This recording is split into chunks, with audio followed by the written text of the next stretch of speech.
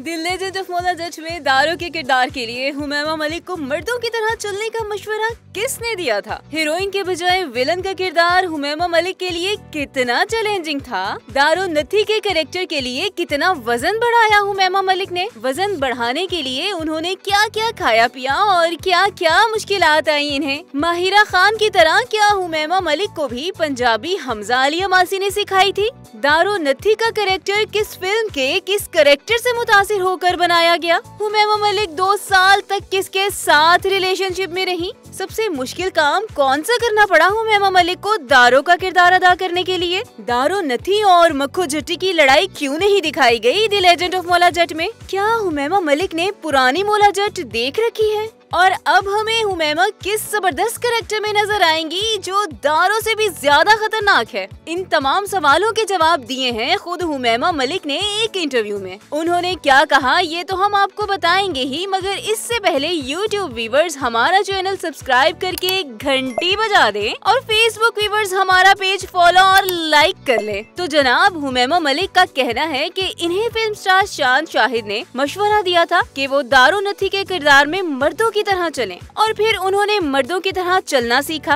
और ये चाल काम कर गई और इनके किरदार को the legend of Maula Jatt में बेइंतहा पसंद किया गया। रही बात 5 साल बाद फिल्म इंडस्ट्री में वापसी की, तो हुमैमा ने कहा कि उन्होंने ये साल गिने तो नहीं है, पर सिर्फ 2 साल जानबूझ के उन्होंने काम नहीं किया था और इसकी वजह ये थी कि वो रिलेशनशिप में थी। मगर इनकी वापसी बड़ी जोरदार और उधम मचा देने वाली हुई है दारो के कैरेक्टर में। हुमैमा मलिक ने ये भी इंकशाफ किया कि उन्होंने दारो का किरदार निभाने के लिए 20 किलो वजन बढ़ाया था। पहले इनका वजन था 45 किलो, फिर अर्थ के लिए फिल्म स्टार शान शाहिद के कहने पर उन्होंने 10 किलो वजन बढ़ा लिया था। मगर इससे भी बात न बनी तो दारो के किरदार के लिए 10 किलो मजीद वजन बढ़ाया और 65 किलो तक ले गयी वेट को, और आज वो सब खाया पिया नजर भी आ रहा है। मगर इन्हें एक मुश्किल भी पेश आई थी वजन बढ़ाने में, और वो ये थी कि हॉर्स राइडिंग यानी घुड़सवारी सीख रही थी। अब घुड़सवारी से होता है वजन कम और वो खा खा के बढ़ाना चाह रही थी वजन। यूँ ये बैलेंस हो रहा था सब और वजन नहीं बढ़ पा रहा था। फिर उन्होंने खूब इस्तेमाल किया खजूर और चीकू वगैरह के शेक का, यूँ वजन बढ़ गया। रही घुड़सवारी तो जो फिल्म की शूटिंग शुरू हुई तो घोड़ा ही बदल गया था।